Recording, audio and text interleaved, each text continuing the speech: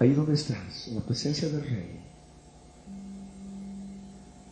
todos nosotros oremos juntos una vez, de todo corazón. Padre amado, en el nombre de Jesús, quiero darte gracias, Señor, porque en este día me das la oportunidad de estar en tu presencia, para escuchar tu palabra, para aprender más de tu palabra y poder situarme en el tiempo dispensacional.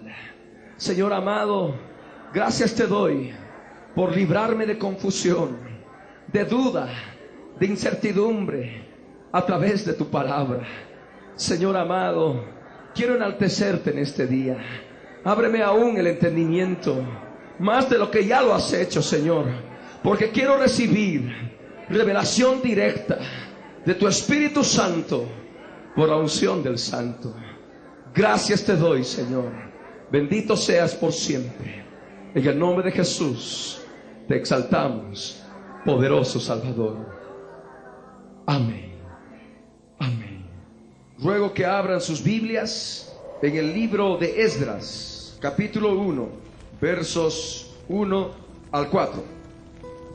Esdras 1, versos 1 al 4. La palabra del Señor dice así: en el primer año de Ciro, rey de Persia, para que se cumpliese la palabra de Yahvé por boca de Jeremías, despertó Yahvé el espíritu de Ciro, rey de Persia, el cual hizo pregonar de palabra y también por escrito por todo su reino, diciendo: así ha dicho Ciro, rey de Persia: Yahvé, el Dios de los cielos, me ha dado todos los reinos de la tierra y me ha mandado que le edifique casa en Jerusalén, que está en Judá.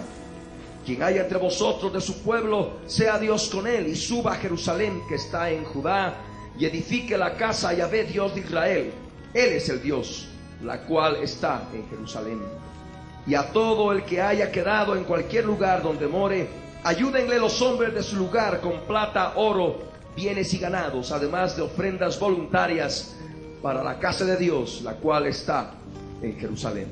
Habíamos hablado de que el pueblo de Israel cayó cautivo bajo el imperio asirio. El reino de Israel fue llevado cautivo por Asiria. Habíamos hablado también de que el reino de Judá había sido llevado cautivo por el imperio babilonio. Habíamos hablado de que Jerusalén es destruida, el templo que había construido Salomón como rey fue totalmente quemado. Todos los utensilios de ese templo fueron llevados a Babilonia. Pero en ese tiempo ya el imperio babilonio cayó. Conforme a la profecía de Daniel, se cumplió. El imperio babilonio fue invadido por el imperio medo-persa. Y aquí vemos a un hombre que conoció al Dios de Israel. Este hombre se llamaba Ciro. Ciro, siendo rey de Persia, ordena que se regrese a Israel, que el pueblo judío regrese a Israel y pueda reconstruir el templo. Ya cuando entramos al libro de Esdras, estamos hablando de un periodo posterior al cautiverio. Amén. Recordemos que estamos yendo por toda la Biblia en un pequeño viaje para poder interiorizarnos y familiarizarnos con todo lo que implica esta dispensación de la ley y por ende por todas las escrituras, dado que es el propósito de este estudio de las 7 dispensaciones. Ya en el libro de Esdras, en el capítulo 2, se nos da la lista de todos los que volvieron con Zorobabel. Zorobabel, un hombre de Dios, un hombre que vuelve a la tierra de Israel para poder reconstruir el templo. En el capítulo 3 de Esdras se nos habla de la restauración del altar y del culto ya en la tierra de Israel. También en el capítulo 3 de Esdras, en el verso 8 en adelante, se nos habla de la colocación de los cimientos del templo. Ya en el capítulo 4 se nos habla de las pruebas que tuvieron por parte de adversarios que detienen la obra. de la construcción del segundo templo. En el capítulo 5 se nos habla de la reedificación del templo como tal, el capítulo 6, y ya el capítulo 7 nos habla de otro hombre de Dios posterior al cautiverio, Esdras. Esdras 7, verso 6 nos dice que este Esdras subió de Babilonia. Era escriba diligente en la ley de Moisés que Yahvé Dios de Israel había dado, y le concedió el rey todo lo que le pidió, porque la mano de Yahvé su Dios estaba sobre Esdras. Esdras tiene una capacidad muy importante de dirigir al pueblo y hace una restauración de todo el aspecto de la ley y hace unas serias reformas en la vivencia del pueblo judío, en la vivencia del pueblo de Dios ya cuando retornó del cautiverio. De ese modo llegamos a Nehemías, que es otro hombre de Dios, y abrimos el libro de Nehemías. Nehemías capítulo 1 nos dice: palabras de Nehemías, hijo de Jacalías.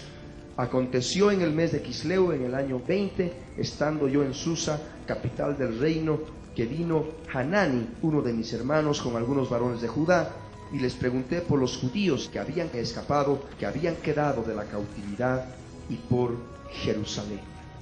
De este modo, ya bajo Nehemías se restaura, se reconstruye los muros de la ciudad de Jerusalén. Y es justamente en todo este periodo de tiempo, ustedes pueden analizar todo lo que nos habla el libro de Nehemías. Por ejemplo, ya en el capítulo 12, habiendo terminado de construir las murallas de Jerusalén, la dedican al Señor. Pueden leer el verso 27. Dice: para la dedicación del muro de Jerusalén buscaron a los levitas de todos sus lugares para traerlos a Jerusalén para hacer la dedicación y la fiesta con alabanzas y con cánticos, con címbalos, salterios y cítaras. De ese modo, a través del verso 27 de Nehemías 12, nos damos cuenta del propósito de este varón de Dios de construir, y lo consigue, construir el muro, las murallas de Jerusalén, que habían sido destruidas por el imperio babilonio. De ese modo llegamos también a Nehemías 13, todo el capítulo de Nehemías 13, que nos habla de las reformas que hace Nehemías. No vamos a poder entrar en detalles por el factor tiempo. Ya ustedes pueden ir involucrándose y saber más de acuerdo a lo que el Espíritu de Dios puede llamarles la atención y poder escudriñar y averiguar más al respecto según lo que vamos viendo. Ahora es importante hablar del libro de Esther. Este libro de Esther, ustedes pueden abrir el capítulo 1, verso 1 de Esther, nos habla de los días del rey Asuero. Asuero era un rey persa, de tal modo que el libro de Esther está situado en el periodo posterior al cautiverio en Babilonia. Amén. Por ello dice: aconteció en los días de Asuero, el Asuero que reinó desde la India hasta Etiopía sobre 127 provincias, que en aquellos días, cuando fue afirmado el rey Asuero sobre el trono de su reino, el cual estaba en Susa, capital del reino, en el tercer año de su reinado, hizo banquete a todos sus príncipes y cortesanos, teniendo delante de él a los más poderosos de Persia y de Media, gobernadores y príncipes de provincias. Ahí nos habla de qué es Persia y Media, que es justamente lo que manifiesta el imperio que es posterior al cautiverio del pueblo de Israel en Babilonia, y les permite volver de la cautividad, edificar el templo, reconstruir las murallas de Jerusalén y de ese modo poder establecerse plenamente allí. En el tiempo de Esdras, Nehemías, en el tiempo de Zorobabel, estuvieron profetas del Dios Altísimo. Así como habíamos visto Isaías, Jeremías, en fin, que actuaron, tuvieron su ministerio profético en el tiempo de los reyes, dentro de la dispensación de la ley, encontramos a otros profetas que actuaron y vivieron y cumplieron su ministerio profético en el tiempo posterior al cautiverio. Amén. Y para ello les ruego que abran el libro del profeta Ageo. Ageo capítulo 1, verso 1.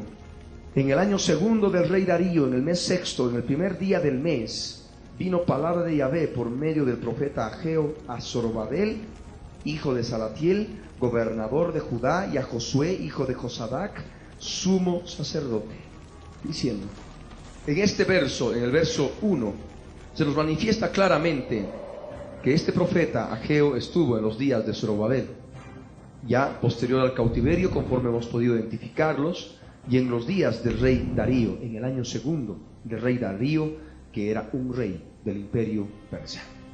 Amén.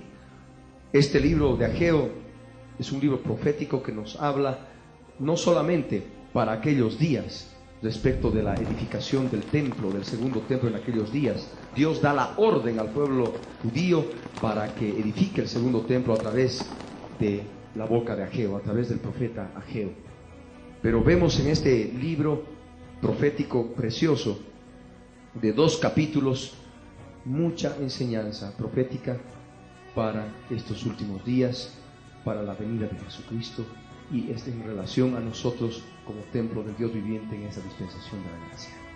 Ustedes pueden analizar el libro en oración y van a poder encontrar una cantidad de preciosas enseñanzas espirituales que les van a poder ayudar en sus vidas. Luego nos vamos al libro del profeta Zacarías. Zacarías capítulo 1, verso 1. Dice la escritura: en el 8º mes del año segundo de Darío, vino palabra de Yahvé al profeta Zacarías, hijo de Berequías, hijo de Ido, diciendo, y viene toda la profecía. Lo que nos interesa situar es a Zacarías en el tiempo dispensacional. Está, como hemos visto, está en la dispensación de la ley, pero más propiamente en el periodo posterior al cautiverio, cuando ya el pueblo de Israel había retornado de Babilonia, como habíamos visto con el profeta Ageo. Luego ya nos vamos casi ya al final del Antiguo Testamento, casi poniendo punto final ya a nuestro viaje por el Antiguo Testamento, en forma resumida, por cierto. Malaquías.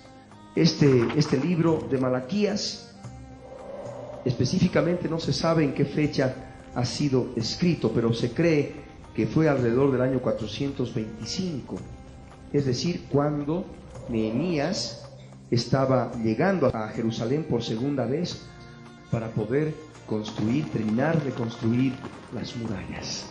Amén. Y de este modo, con Malaquías terminamos el Antiguo Testamento. Del Antiguo Testamento, es decir, del verso 6 de Malaquías 4, que es el último verso del Antiguo Testamento, a lo que es el comienzo del Nuevo Testamento, es decir, Mateo 1, Marcos 1, Lucas 1, Juan 1, hay 400 años de historia y al mismo tiempo 400 años de silencio de parte de Dios. Dios no habla de ningún modo a su pueblo. Hay 400 años en que no hay una realidad plena en cuanto a lo que Dios haya podido hablar a su pueblo. Y si queremos saber algo de historia en este sentido, podemos acudir a la historia que conocemos todos nosotros, la historia del mundo, la historia de la cultura, la historia universal, lo que es el imperio griego, lo que es la división del imperio griego, el imperio romano, y lo que es la época de los macabeos en el pueblo de Israel, para luego entrar ya en forma directa al Nuevo Testamento. Mateo 1, que ya nos da la genealogía de Jesucristo, el nacimiento de Jesucristo. El capítulo 2, la visita de los magos, la matanza de los niños. El capítulo 3, la predicación de Juan el Bautista, el bautismo de Jesús.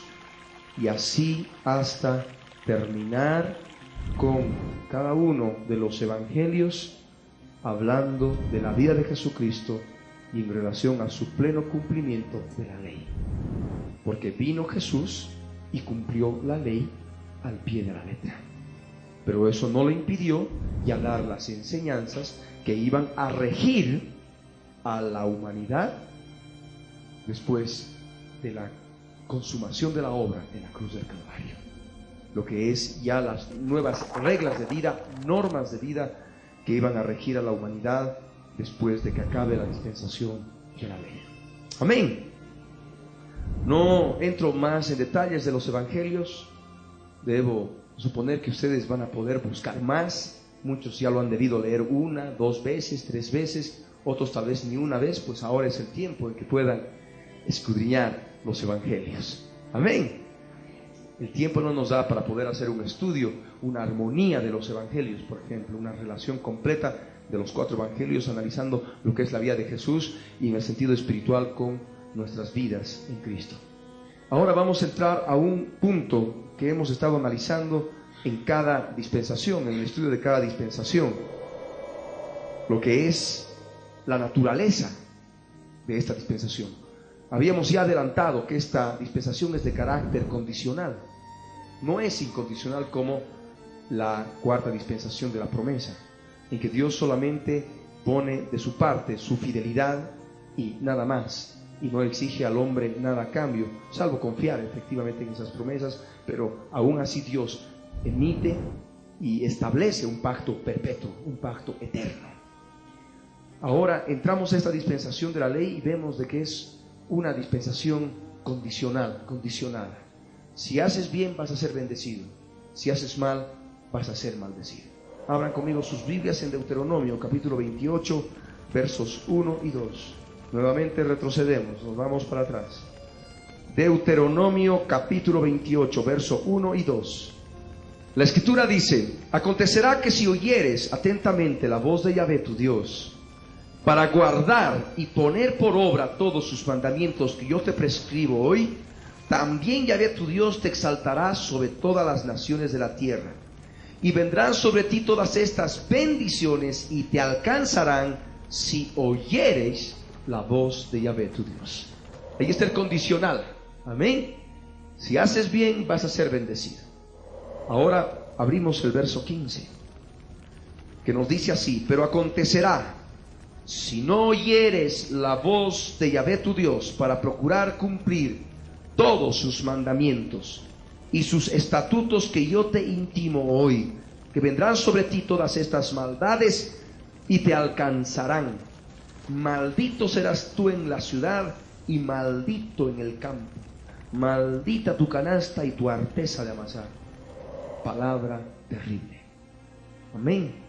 Una dispensación de carácter condicional. Si no obedeces, vas a ser maldito. Palabra del Señor. Amén. Entramos al otro punto, al tercero, para poder ver si los principios dados en esta dispensación de la ley continúan aún hoy en día. ¿La dispensación de la ley conforme a la ley de Moisés permanece hoy en día? No, no permanece hoy en día. La ley, la dispensación de la ley como tal ha sido abrogada por una nueva ley, un nuevo pacto, el pacto de Cristo Jesús con su iglesia. Amén. Vamos a abrir nuestras Biblias en Hebreos capítulo 7 verso 11 al 22. Hebreos capítulo 7 versos 11 al 22. Los principios dados en esta dispensación de la ley fueron dados en forma temporal, y vamos a poder ver Hebreos 7 verso 11 al 22. Estas palabras hablan por sí mismas. Si pues, dice, la perfección fuera por el sacerdocio levítico, haciendo referencia a la dispensación de la ley, porque bajo él recibió el pueblo la ley, haciendo referencia a la dispensación de la ley, ¿qué necesidad habría aún de que se levantase otro sacerdote según el orden de Melquisedec y que no fuese llamado según el orden de Aarón? El sacerdocio levítico y el sacerdocio de Aarón, conforme ya hemos analizado, son característica fundamental de la dispensación de la ley. Pero aquí está hablando de otro sacerdocio diferente, un orden diferente, no levítico, no según el orden de Aarón, sino del orden de Melquisedec, que es un nuevo sacerdocio. Y dice el verso 12: porque cambiado el sacerdocio, necesario es que haya también cambio de ley. De tal modo que vemos que la dispensación de la ley ha sido temporal solamente. Amén. Temporal. Continuamos leyendo. Y aquel de quien se dice esto es de otra tribu, de la cual nadie sirvió al altar. Porque manifiesto es que nuestro Señor vino de la tribu de Judá, de la cual nada habló Moisés tocante al sacerdocio. Porque Moisés habló claramente que los levitas eran separados al Señor, ¿verdad? Y eran consagrados como sacerdotes. Aarón y sus hijos también eran consagrados como sacerdotes según el orden de Aarón. Pero de ningún modo Dios habló a través de Moisés de que por ejemplo, los de la tribu de Judá puedan ser sacerdotes. Pero vemos ya conforme a la Escritura de que el Mesías, el Cristo, el Señor, tenía que venir de la tribu de Judá. Y de la tribu de Judá tendría que levantarse un sacerdote de orden diferente, según el orden de Melquisedec. Y esto es aún más manifiesto si a semejanza de Melquisedec se levanta un sacerdote distinto, no constituido conforme a la ley del mandamiento acerca de la descendencia, sino según el poder de una vida indestructible. Algo que caracteriza el sacerdocio según el orden de Melquisedec es tener una vida indestructible, tener el poder de una vida que no puede ser más destruida, no conoce muerte. Amén. Y el verso 17 continúa: pues se da testimonio de él, refiriéndose a Jesús: tú eres sacerdote para siempre según el orden de Melquisedec. Esto ya estaba profetizado en el libro de los Salmos.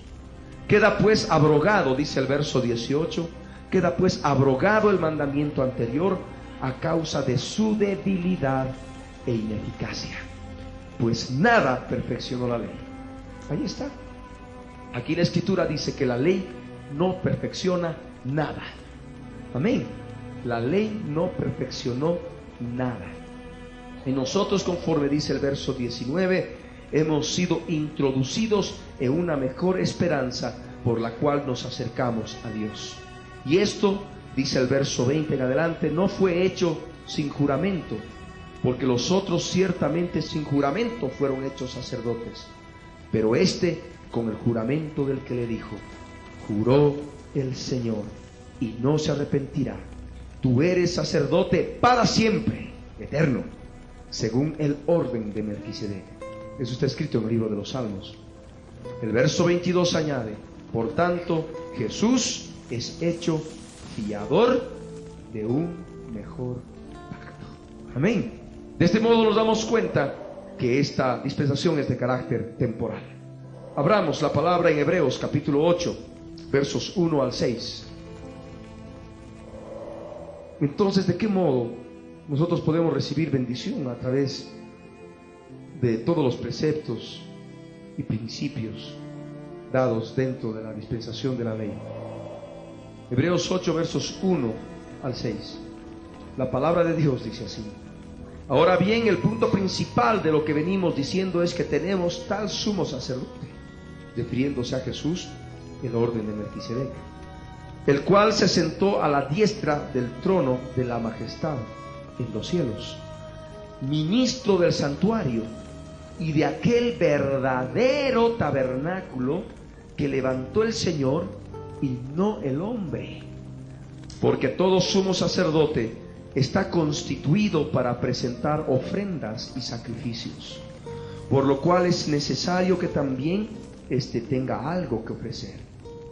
Así que, si estuviese sobre la tierra, ni siquiera sería sacerdote, habiendo aún sacerdotes que presentan las ofrendas según la ley, los cuales sirven a lo que es figura y sombra de las cosas celestiales, como se le advirtió a Moisés cuando iba a erigir el tabernáculo, diciéndole: mira, haz todas las cosas conforme al modelo que se te ha mostrado en el monte.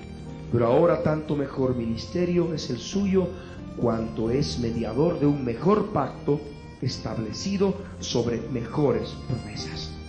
Lo que nosotros tenemos que ver de esta palabra es que todo ese sacerdocio, todo lo que ha podido representar la ley, es figura y sombra de las cosas celestiales.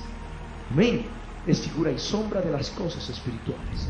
De tal modo que nosotros, cuando leemos la palabra, podemos encontrar mucha historia bíblica, pero cuando en el Espíritu, en oración, podemos nosotros recibir de parte de Dios lo que es figura y sombra de las cosas espirituales, vamos a poder ver al Mesías, vamos a poder ver a Jesús de Nazaret, vamos a poder ver nuestras vidas formando parte del cuerpo de Jesús de Nazaret, vamos a poder ver todo aquello referente a la esencia de Jesús en nuestras vidas.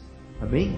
Al hablar de sacerdotes, al hablar de las lunas nuevas, al hablar de los días de reposo, al hablar de las festividades judías, al hablar de las ofrendas de paz, al hablar de las ofrendas de cereal, al hablar de las ofrendas de expiación, de los holocaustos, al hablar del lugar santísimo, del lugar santo, del atrio exterior que formaba el tabernáculo, vamos a poder ver enseñanza celestial, enseñanza espiritual. Amén. Gloria al Rey. Es importante ver este aspecto, aunque también es importante observar que en esta dispensación, viendo todos estos aspectos, nosotros no estamos obligados a cumplir con todos los detalles de la ley y las reglas de vida. Como habíamos mencionado antes, de ningún modo vamos a estar a una persona que esté quebrantando el día de reposo, pasando por la calle, la vamos a apedrear.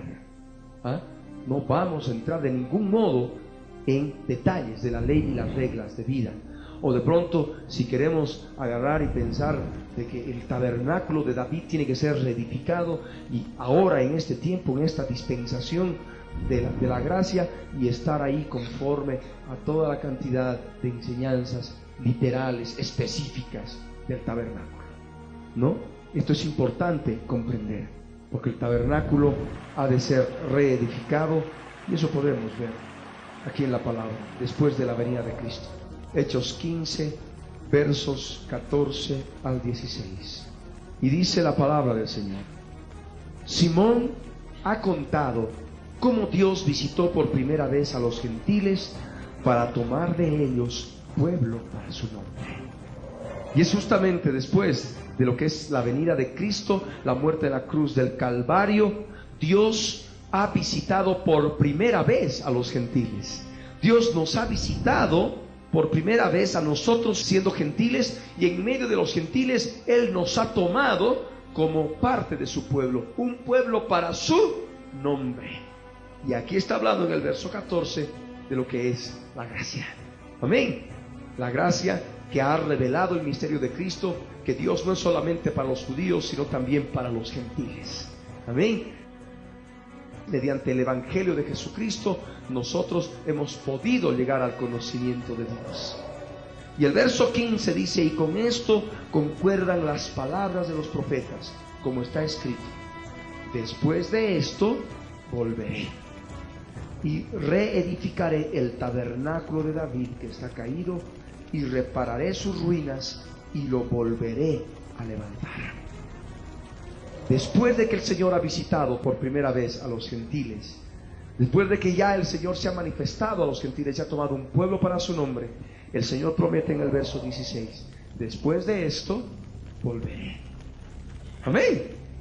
Y después de la venida del Señor, dice: reedificaré el tabernáculo de David que está caído. Esto corresponde al milenio. Amén. Una dispensación posterior a la actual. Y repararé sus ruinas y lo volveré a levantar. Amén. Gloria al Señor. Vamos a entrar a otros aspectos que estudiamos en cada dispensación. Las responsabilidades otorgadas por Dios al hombre en esta dispensación.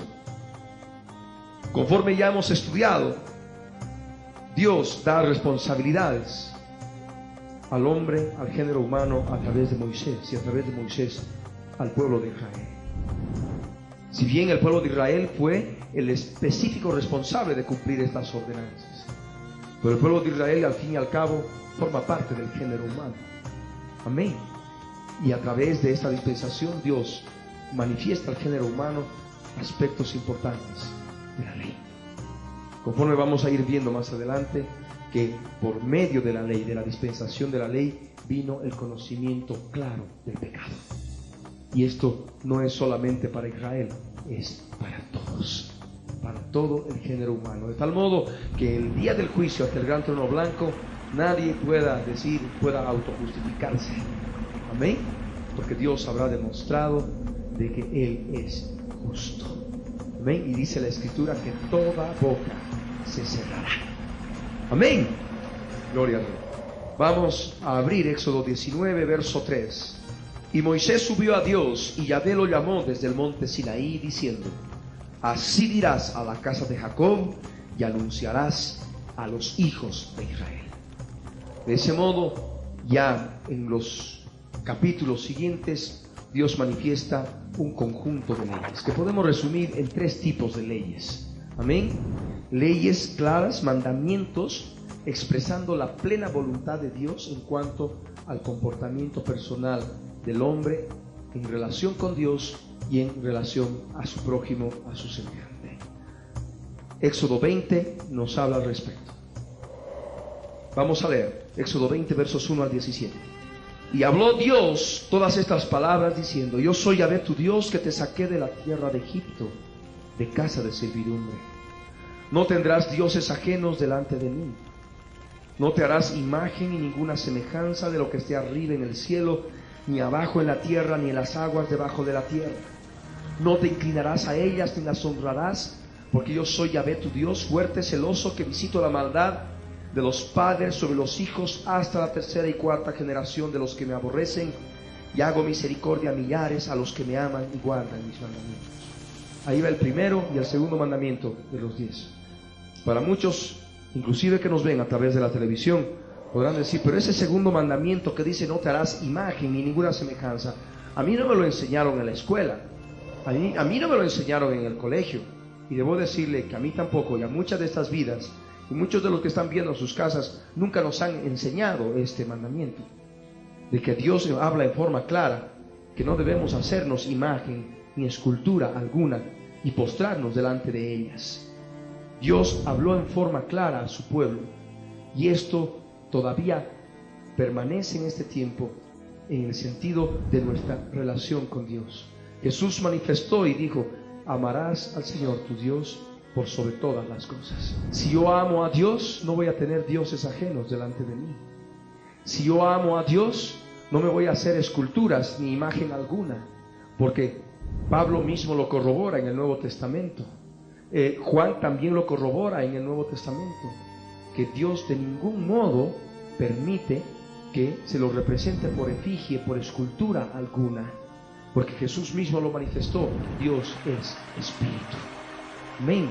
De tal modo que este segundo mandamiento, que nunca antes nos lo enseñaron, ahora en este tiempo en que se está predicando el Evangelio, se está predicando la palabra de Dios, hacemos relación a estos pasajes del libro de Éxodo para poder mostrarles la verdad de Dios en Cristo Jesús, y puedan conocer el engaño que hemos estado viviendo por tradiciones humanas de nuestros antepasados, que no se preocuparon de poder escudriñar las Escrituras, y es más, se les prohibía leer las Escrituras, y eran inclusive acusados de herejes, eran acusados de sediciosos, y muchos eran quemados en la hoguera, muchos eran quemados en el fuego.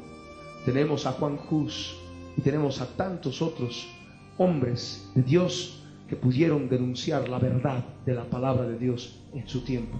Nosotros y todos ustedes tenemos también la responsabilidad de Dios de poder hablar esta verdad, para que el mundo deje de creer que a través de los muñecos, de las muñecas, se acercan a Dios.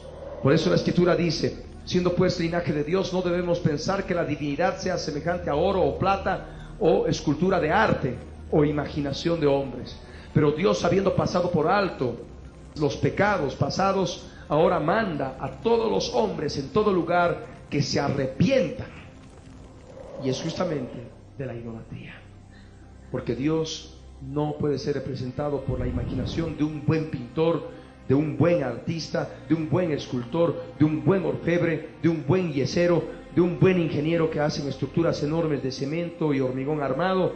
No, Dios no puede ser representado por nada, porque Dios es espíritu. Y este segundo mandamiento permanece hoy en día con lo que Jesús dijo: amarás al Señor tu Dios por sobre todas las cosas. Si yo amo a Dios, no voy a tener dioses ajenos delante de Él, y no voy a hacer mi imagen ni escultura alguna en este tiempo. Amén. No me voy a postrar ante los ídolos y de ningún modo los voy a honrar, porque sé que esto ha de traer maldición para mi vida, ha de traer problemas de diferente naturaleza a mi vida. El verso 7 de Éxodo 20 dice: no tomarás el nombre de Yahvé tu Dios en vano, porque no dará por inocente Yahvé al que tomare su nombre en vano. Volvemos a lo mismo: si yo amo a Dios por sobre todas las cosas, de ningún modo voy a estar tomando a la ligera su nombre para aseverar una cosa u otra. Amén. Es necesario estar siempre en la presencia del Señor y actuar con integridad. Que nuestro sí sea sí y que nuestro no sea no. También dice el verso 8 en adelante, 8 al 11, otro mandamiento, el cuarto: acuérdate del día de reposo para santificarlo. 6 días trabajarás y harás toda tu obra, mas el séptimo día es reposo para Yahvé tu Dios. No hagas en él obra alguna, tú, ni tu hijo, ni tu hija, ni tu siervo, ni tu criada, ni tu bestia, ni tu extranjero que está dentro de tus puertas.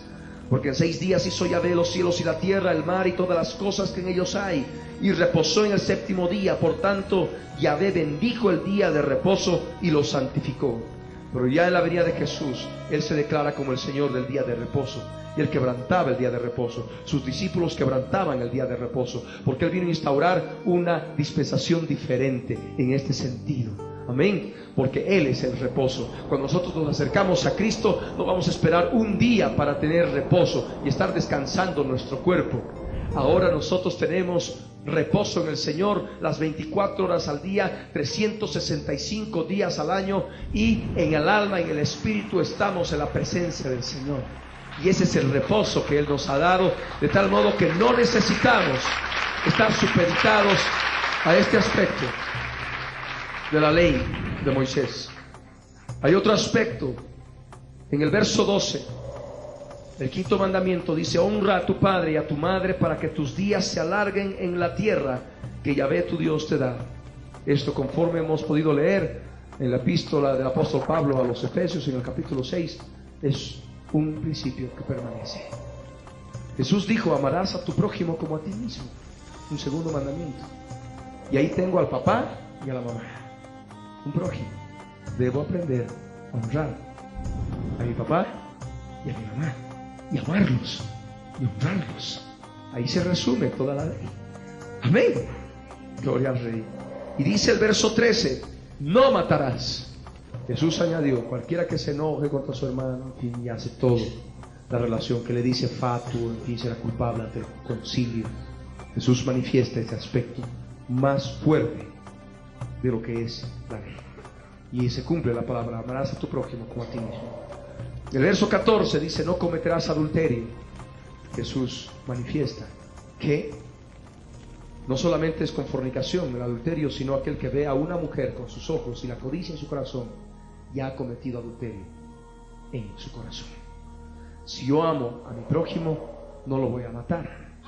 Si yo amo a mi prójimo, no le voy a aborrecer. Si yo amo a mi prójimo, no voy a cometer adulterio. Si yo amo a mi prójimo, no voy a codiciar su mujer. Amarás a tu prójimo como a ti mismo. Amén. En esto se resume toda la ley, lo dijo Jesús. Bien, el verso 15 dice: no hurtarás. Si yo amo a mi prójimo, no voy a hurtar, no le voy a robar. Verso 16: no hablarás contra tu prójimo falso testimonio. Si yo amo a mi prójimo, no voy a dar falso testimonio, voy a mentir respecto de él. Amén. Y el verso 17, el 10º mandamiento dice: no codiciarás la casa de tu prójimo, no codiciarás la mujer de tu prójimo, ni su siervo, ni su criada, ni el buey, ni su asno, ni cosa alguna de su prójimo. Todo eso es el 10º mandamiento. Alguno podrá decir: pero ese 10º mandamiento a mí me lo han enseñado dividido en dos, en el 9º y en el 10º. Sí, justamente lo dividieron porque borraron el 2º mandamiento. No lo quisieron enseñar por lo que es el culto a los ídolos, el culto a las esculturas que enseñó el Imperio Romano desde siempre hasta hoy en día a través del paganismo romano. Amén. Es palabra de Dios y de ningún modo tenemos temor en poder manifestar esto en forma pública, porque es palabra de Dios. Amén. Gloria al Rey. Hay otros tipos de leyes respecto de lo que es la vida social y civil de Israel. Vamos a ver algunos ejemplos. Éxodo 21, verso 1 al 3. Éxodo 21, versos 1 al 3. Leyes de vida social y civil de Israel. Recordemos que estamos hablando de la dispensación de la ley. Estas son las leyes que les propondrás. Si comprares siervo hebreo, 6 años servirá, mas al 7º saldrá libre de balde. Si entró solo, solo saldrá. Si tenía mujer, saldrá él y su mujer con él. Amén. Estamos haciendo distinción, leyes de vida social. El verso 12 al 14. El que hiriere a alguno haciéndole así morir, él morirá. Mas el que no pretendía herirlo, sino que Dios lo puso en sus manos, entonces yo te señalaré lugar al cual ha de huir. Pero si alguno se ensoberbeciere contra su prójimo y lo matare con alevosía, de mi altar lo quitarás para que muera. Leyes de la vida social y civil de Israel. Podemos ver Éxodo 22, verso 1 y 2, que nos habla también al respecto. Cuando alguno hurtare buey u oveja y lo degollare o vendiere, por aquel buey pagará 5 bueyes y por aquella oveja 4 ovejas. Si el ladrón fuere hallado forzando una casa y fuere herido y muriere, el que lo hirió no será culpado de su muerte. Leyes de la vida social y civil de Israel. Verso 16, Éxodo 22. Éxodo 22, verso 16. Si alguno engañase a una doncella que no fuere desposada y durmiere con ella, deberá dotarla y tomarla por mujer. Éxodo 23, verso 1 y 2.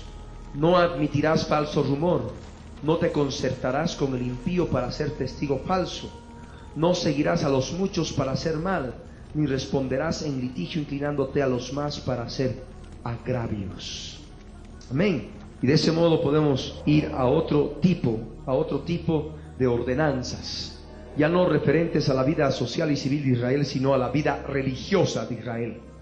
Leyes claras de la religiosidad que tenía que cumplir el pueblo de Israel, ya manifestando todo un sistema de sacrificios y al mismo tiempo instaurando un sacerdocio que iba a estar dirigiendo la vida religiosa de Israel. Ya en Éxodo 25 se nos habla del tabernáculo, en Éxodo 26 también. Vamos a leer el verso 1 de Éxodo 26 y nos dice: harás el tabernáculo de 10 cortinas de lino torcido, azul, púrpura y carmesí, y lo harás con querubines de obra primorosa. Ahí habla de un tabernáculo que tenía que ser edificado y que iba a formar parte, el centro de atención de la vida religiosa de Israel. Vamos a leer el verso 1 de Éxodo 27, que nos habla del altar de bronce que debía estar dentro del tabernáculo. Harás también un altar de madera de acacia de 5 codos de longitud y de 5 codos de anchura. Será cuadrado el altar y su altura de 3 codos. Ahí le da las medidas el Señor respecto de lo que es el altar de bronce que iba a estar en el atrio exterior del tabernáculo. Éxodo 28 nos habla de los sacerdotes,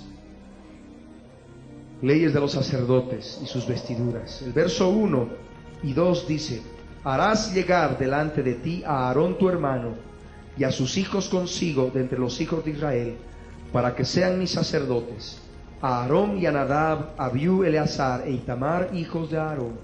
Y harás vestiduras sagradas a Aarón tu hermano para honra y hermosura. Aquí el Señor habla de una cantidad de detalles de las vestiduras de los sacerdotes. Si ustedes quieren conocer más de todo el sistema de sacrificios y del sacerdocio, inclusive del sacerdocio levítico, pueden escudriñar todo el libro de Levítico. Amén. Ahí van a poder tener mayor conocimiento del modo en que Dios condiciona, manda, ordena al pueblo de Israel que cumpla leyes religiosas claras y específicas. Amén. Ahora hay otro punto que es necesario tomar en cuenta al hablar de las responsabilidades otorgadas por Dios al hombre en esta dispensación a través del pueblo de Israel. Aquí Dios manifiesta una teocracia.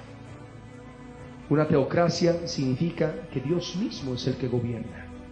Y Dios mismo es el que gobernó a Israel. Por eso se habla de una teocracia.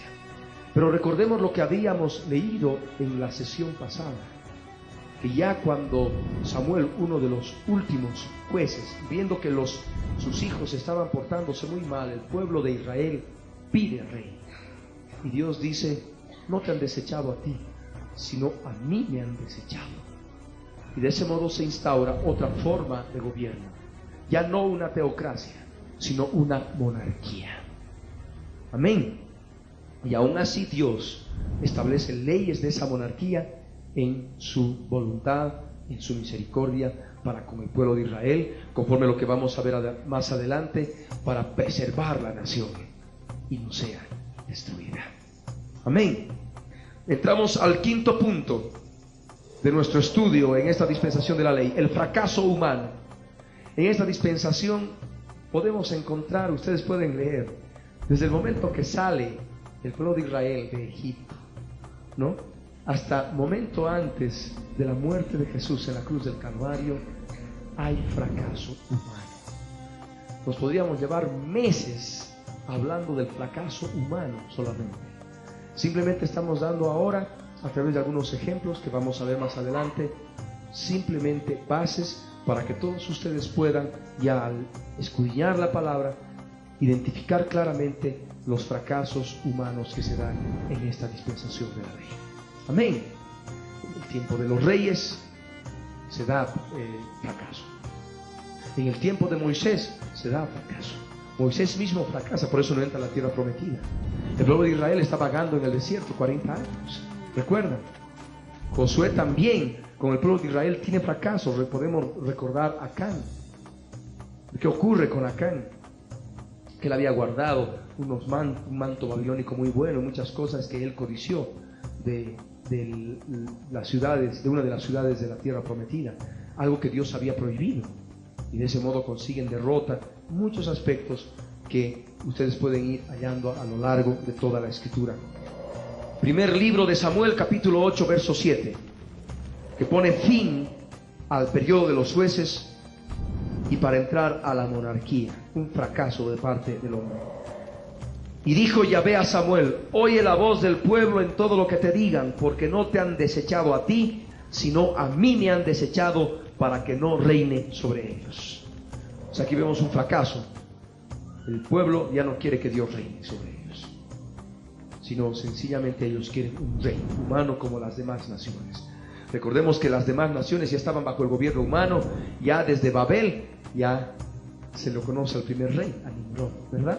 Todas las otras naciones empiezan a tener sus gobernantes por lo que es ya el conocimiento de Dios revelado a Noé en el gobierno. Vamos a ver otro pasaje, primer libro de Samuel, capítulo 15, verso 23. El fracaso del rey Saúl, lo que Samuel le dice a Saúl después de su fracaso. Porque como pecado de adivinación es la rebelión, y como ídolos e idolatría la obstinación. Por cuanto tú desechaste la palabra de Yahvé, Él también te ha desechado para que no seas rey. Amén. Ahí vemos un aspecto importante. Ustedes van a poder ver que la adivinación está ligada a la rebelión. Son espíritus que andan juntos. El espíritu de adivinación con el espíritu de rebelión. Y al mismo tiempo manifiesta que delante de Dios es lo mismo ser un adivino y una persona que está revelando, como por ejemplo una mujer que se revela a su esposo. Amén. Esto es pecado delante del Señor. Como ídolos e idolatría, la obstinación. La persona obstinada es como un idólatra. Amén. Gloria al Rey. Vamos a ver otro pasaje. Segundo libro de Samuel, capítulo 11, versos 1 al 4. El fracaso de David. David cae en adulterio con Betsabé, la mujer de Urías. Dice así: aconteció al año siguiente, en el tiempo que salen los reyes a la guerra, que David envió a Joab y con él a sus siervos y a todo Israel, y destruyeron a los amonitas y sitiaron a Rabá, pero David se quedó en Jerusalén. Y sucedió un día al caer la tarde que se levantó David de su lecho y se paseaba sobre el terrado de la casa real, y vio desde el terrado a una mujer que se estaba bañando, la cual era muy hermosa. Envió David a preguntar por aquella mujer, y le dijeron: aquella es Betsabé, hija de Eliam, mujer de Urías Heteo. Y envió David mensajeros, y la tomó, y vino a él, y él durmió con ella.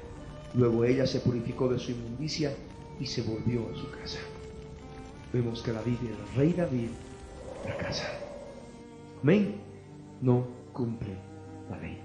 Comete adulterio. No solamente comete adulterio, ustedes pueden ver más adelante que orquesta toda una situación para que Urías muera en el mismo campo de batalla. ¿Y cuál fue el error que cometió David? No fue a la guerra, estuvo ahí descansando. Y eso también tiene un pleno conocimiento espiritual aún hoy en día. Aquella persona que no está en guerra espiritual y está descansando y está alejada y reposando fuera de todo lo que es el aspecto de guerra espiritual, es proclive a caer. Es proclive a caer en derrota, a caer en pecado. ¿Amén? De ahí la importancia de la enseñanza de la guerra espiritual en estos días posteriores. Recordemos lo que Pablo dijo, Efesios 6, verso 12: no tenemos lucha contra sangre y carne, tenemos lucha contra principados, potestades, gobernadores de las tinieblas de este siglo, contra huestes espirituales de maldad en las regiones celestes. Amén. De tal modo que nosotros debemos siempre mantenernos en lucha espiritual. De otro modo, si descansamos, vamos a caer en derrota. Amén. Aquel que esté bien, dice la palabra del Señor, cuídese de no caer. Amén. Vamos a ver otro ejemplo. Primer libro de los Reyes, capítulo 11, versos 9 al 13. El fracaso de Salomón. Dice la Escritura: y se enojó Yahvé contra Salomón, por cuanto su corazón se había apartado de Yahvé, Dios de Israel, que se le había aparecido 2 veces. Y le había mandado acerca de esto que no siguiese a dioses ajenos, mas él no guardó lo que le mandó Yahvé. Y dijo Yahvé a Salomón: por cuanto ha habido esto en ti, y no has guardado mi pacto y mis estatutos que yo te mandé, romperé de ti el reino y lo entregaré a tu siervo. Sin embargo, no lo haré en tus días, por amor a David tu padre, lo romperé de la mano de tu hijo, que sabemos es Roboam. Pero no romperé todo el reino, sino que daré una tribu a tu hijo, Roboam, por amor a David mi siervo, y por amor a Jerusalén, la cual yo he elegido. Y justamente vemos que Dios cumple. Muere Salomón, Roboam toma el reino e inmediatamente viene la división. Y Jeroboam toma el reino de Israel y Roboam toma el reino de Judá. Y ahí se da toda la cantidad de reyes en ambos reinos que ya hemos analizado, hemos estudiado. Vamos a poder ver ahora otro punto en este estudio, el punto 6, el juicio divino. Juicio divino y sus manifestaciones en esta dispensación de la ley. Del mismo modo, así como podemos hablar del fracaso humano meses de meses en el estudio de esta dispensación, lo mismo haríamos al hablar de los juicios de Dios y sus manifestaciones, porque son muchos juicios, muchos juicios. Recordemos el primero, de qué modo Israel está vagando en el desierto por 40 años. Podemos ver también el juicio de Dios cuando el cautiverio de Asiria al reino de Israel, el cautiverio de Babilonia al reino de Judá. Podemos hablar de una cantidad enorme de juicios en forma específica a reyes apóstatas, a reyes que hicieron mal delante del Señor. Juicios bien claros de Dios que ustedes van a poder escudriñarlos y determinarlos y discernirlos en su estudio personal de las Escrituras. Pero es necesario hablar de un juicio muy importante con el cual termina esta dispensación: el juicio en la cruz del Calvario al pecado y a Satanás y sus demonios. Amén. Recordemos cuando el hombre cayó en pecado y Dios ya habló en Génesis 3:15 de la venida del Mesías, de la venida de Jesús de Nazaret. a través de la simiente de la mujer, la cual iba a pisar a la cabeza de la simiente de la serpiente. Amén. Y esto se cumplió ya al dar punto final a la dispensación de la ley. Ruego que abran sus Biblias en Romanos capítulo 8, verso 3.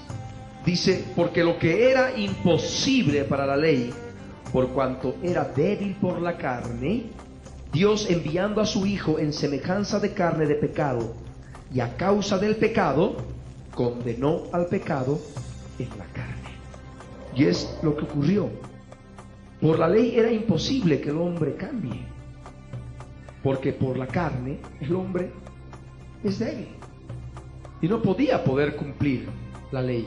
No hagas, no toques, no digas, no esto, no el otro. Una regla de vida que definitivamente no lograba el cambio. Entonces Dios envió a su Hijo en semejanza de carne de pecado. Vino en un cuerpo mortal, pero sin pecado. Sabemos que el cuerpo mortal vino a la humanidad a causa del pecado, cuando dijo: ciertamente morirás si comes del fruto del árbol, la ciencia del bien y del mal. Inmediatamente que comieron, ya tenían un cuerpo mortal. Aún así, Jesús, en su misericordia, vino a esta tierra en una semejanza de carne de pecado, con un cuerpo mortal como cualquiera de nosotros, pero sin pecado. ¿Y por qué vino? A causa del pecado. Lo que dice: Dios, enviando a su Hijo en semejanza de carne de pecado, y a causa del pecado condenó al pecado en la carne. ¿Cómo? En la cruz del Calvario. Allí en la cruz del Calvario el pecado fue condenado, porque la carne fue crucificada. Y recordemos que lo que es la dispensación de la ley es figura y sombra de las cosas espirituales de esta dispensación de la gracia. Porque de ningún modo vamos a pensar que ahora tenemos que crucificarnos nosotros, crucificar con clavos verdaderos nuestras manos, nuestros pies, y de ese modo imitar lo que Jesús ha hecho y creer que de ese modo vamos a ser justificados. No, Jesús consumó por una sola vez y para siempre esa obra en la cruz del Calvario, pero nos da una riqueza espiritual, un conocimiento espiritual muy importante para nuestras vidas, porque esa semejanza de carne de pecado en la cual vino Jesús es figura y sombra de las obras de la carne de su iglesia. Amén. Y esas obras de la carne tienen que ser crucificadas en la cruz espiritual del Calvario. Y digo cruz espiritual para que ninguno, y esto es necesario, hay otros ejemplos que para muchos pueden decir, pero bueno, es para que se logre una mayor comprensión. Vemos que el mundo impío actúa muchas veces así, y esto para que ningún otro vaya ahí donde un buen carpintero y se haga hacer una cruz de madera bien pesada, ¿no? Y crea que eso es después clavar algunas cosas de su carne ahí en esa cruz y decir: eso es lo que Jesús me ha enseñado, la cruz. No, la cruz es espiritual ahora. Amén. La semejanza de carne de pecado de Jesús, porque Él vino en cuerpo mortal, es una figura y sombra de nuestras obras de la carne. Amén. Y dice la Escritura, y vamos a abrir la palabra, Gálatas 5, verso 24, que nos dice: pero los que son de Cristo han crucificado la carne con sus pasiones y deseos. Amén. De tal modo que cuando Jesús vino en semejanza de carne de pecado y permitió que lo crucificaran, iba a permitir que nosotros, nuestras obras de la carne, en el sentido espiritual, las crucifiquemos en la cruz espiritual. Amén. Siendo de Cristo, nosotros tenemos el poder de crucificar la carne con todas sus pasiones y deseos. Y al hablar de obras de la carne, pasiones y deseos, ahí ustedes ya conocen de memoria esa cita bíblica, 19 al 21. Manifiestas son las obras de la carne, que son adulterio, fornicación, inmundicia, lascivia, idolatría, hechicerías, enemistades, pleitos, celos, iras, contiendas, disensiones, herejías, envidias, homicidios, borracheras, orgías y cosas semejantes a estas, acerca de las cuales os amonesto, como ya os lo he dicho antes, que los que practican tales cosas no heredarán el reino de Dios. Amén. Y es justamente lo que el Señor Jesús vino, es la victoria victoria que Él nos da sobre el pecado en la cruz del Calvario, sobre las obras de la carne en la cruz del Calvario. Porque Él vino en semejanza de carne de pecado a causa del pecado. Amén. Porque sabemos de que el hombre tuvo una carne mortal por el pecado. Si nosotros tenemos ahora una carne mortal, es solo por el pecado del género humano en el Edén. Amén. Y dice aquí la Escritura que vino a causa del pecado, pero al morir en la cruz, conforme está Romanos 8, verso 3, condenó al pecado en la carne. Amén. Porque mató la carne, crucificó la carne. Y del mismo modo, cuando nosotros crucificamos nuestras obras de la carne, damos muerte al pecado en la cruz del Calvario. Amén. ¿Cómo damos muerte al pecado? ¿Qué es cruz? Es negación. Estar, renunciar al pecado, renunciar a la obra de la carne, dar muerte a aquellas cosas de nuestra vida que no están bien. Amén. Dar muerte a esas obras de la carne, que el Espíritu de Dios muestre nuestras conciencias en el interior y nos dice: esto está mal y tú tienes que clavar esto en la cruz. Y ahí nosotros clamamos. Amén. Renunciando, pidiendo perdón en oración: Señor, yo renuncio, doy muerte a esta obra de la carne en mi vida, a esta área de mi vida. Señor, yo renuncio ahora, le doy muerte a la cruz del Calvario por la fe, en oración. Amén. Y de ese modo se manifiesta la victoria. Pero ¿de qué modo está comprometido aquí Satanás? Habíamos hablado de que el juicio en la cruz del Calvario al pecado también involucraba a Satanás y sus demonios. Recordemos de que el hombre en estado caído, en carne ya mortal, Dios le dijo: polvo eres, al polvo has de volver, porque del polvo de la tierra has sido tomado. A la serpiente antigua le dijo: polvo comerás todos los días de tu vida. Le dio la potestad sobre el polvo a la serpiente antigua. Y al darle la potestad le entregó la tierra. La tierra, todo el planeta le entregó, porque ahí estaba y había caído en pecado por el hombre. Por eso el diablo, cuando lo tienta a Jesús, le dice: todos estos reinos a mí me han sido entregados, porque la tierra a mí me ha sido entregada y a quien quiero la doy. ¿Verdad? Nosotros podemos ver de que en la tierra también está el hombre. Cuando vemos, recuerdo otra palabra en Job 1:6 que habíamos analizado, que dice que se dio una asamblea en los cielos y estaban todos los hijos de Dios, entre los cuales vino también Satanás. Y Dios le pregunta: ¿de dónde vienes? Y le dice: de rodear la tierra. ¿Ah? Ya en el Edén había recibido la potestad sobre el polvo, y no solamente sobre el planeta, la tierra misma que está creada como polvo, con polvo, es polvo mismo, sino también al hombre que viene de la tierra y es polvo. Amén. Ahora sabemos de que eso tenía que ser cambiado algún día, y Dios en Cristo Jesús manifiesta ya la venida de la simiente de la mujer, esa simiente de la mujer que un día iba a pisar la simiente de la serpiente.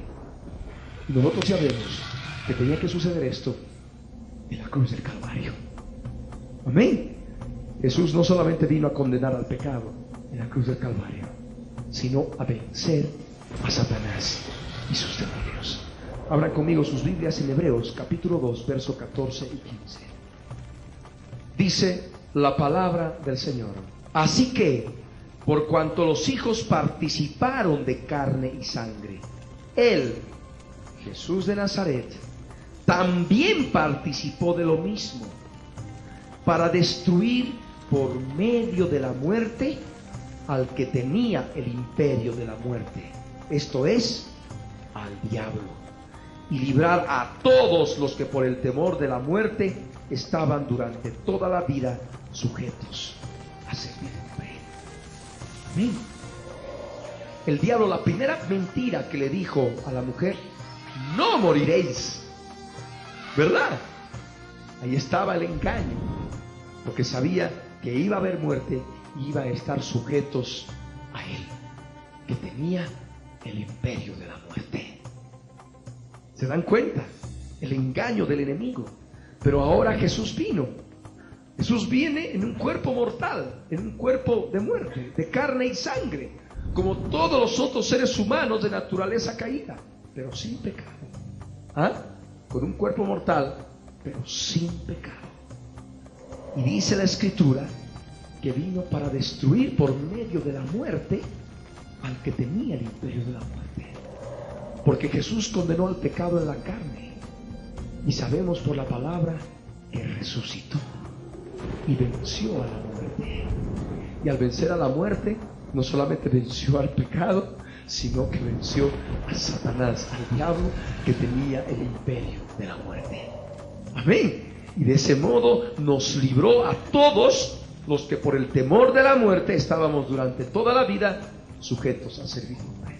Nosotros ya no tenemos que tener temor de la muerte. Amén. Porque tenemos fe en uno que se llamó a sí mismo como la resurrección y la vida.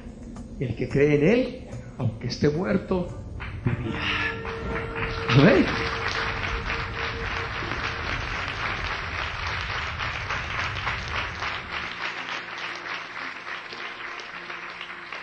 Bien, sabemos ya que el imperio de la muerte estaba gobernado por el diablo mismo. La muerte del cuerpo mortal gobernada por el diablo. La muerte como tal es un espíritu, amén, es un espíritu inmundo.